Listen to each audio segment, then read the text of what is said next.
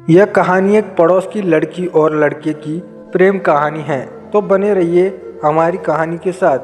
छोटे से कस्बे में आर्यन और पंखड़ी नाम के दो पड़ोसी रहते थे।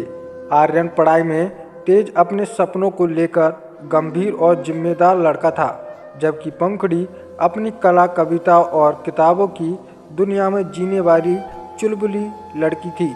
हालांकि उनके घर एक दूसरे के सामने थे, लेकिन उनके परिवारों के बीच पुरानी रंजिश के कारण कभी कोई बातचीत नहीं होती थी।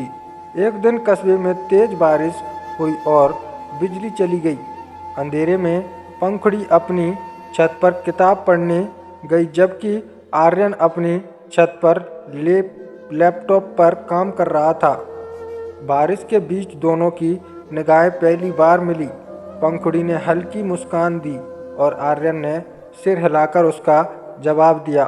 यह छोटी सी मुलाकात एक ऐसी शुरुआत थी जिसका उन्हें अंदाजा भी नहीं था। अगले दिन पंखुड़ी की किताब गलती से हवा के झोंके से आर्यन के आंगन में गिर गई। जब किताब लेने आई तो आर्यन ने मुस्कुराते हुए कहा, तुम्हारे नोट्स बहुत अच्छे हैं, क्या तुम कविताएं लिखती हो? पंखड़ी थोड़ा सकबका गई लेकिन उसने धीरे से जवाब दिया, हाँ थोड़ा बहुत।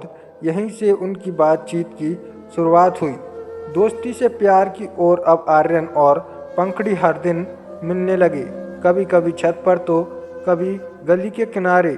पंखड़ी अपनी कविताएं सुनाती और आर्यन उन्हें डिजिटल रूप में टाइप करके उसकी मदद करता। धीरे धीरे उनकी दोस्ती गहरी हो गई। आर्यन, जो अब तक अपने लक्ष्य और पढ़ाई में व्यस्त रहता था, अब पंखुड़ी की कविताओं के माध्यम से एक नई दुनिया देखने लगा। पंखड़ी भी आर्यन की समझदारी और उसके सादगी भरे स्वभाव से प्रभावित हो गई, लेकिन दोनों को इस बात का डर हमेशा रहता था कि अगर उनके परिवारों को उनके रिश्ते का पता चला तो क्या होगा। एक दिन पंखड़ी ने आर्यन से कहा कि वह उसे कुछ बहुत ज़रूरी बात बताना चाहती है। उसने आर्यन को कस के पुराने किले में मिलने बुलाया। जब आर्यन वहां पहुंचा तो पंखड़ी गायब थी।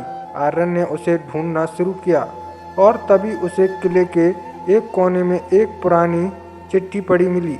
चिट्ठी में लिखा था, हमारी दोस्ती और भरोसे को तुम्हारे दादा ने तोड़ा। उन्होंने मेरे दादा को जमीन के एक सौदे में धोखा दिया, जिसके कारण यह दुश्मनी शुरू हुई।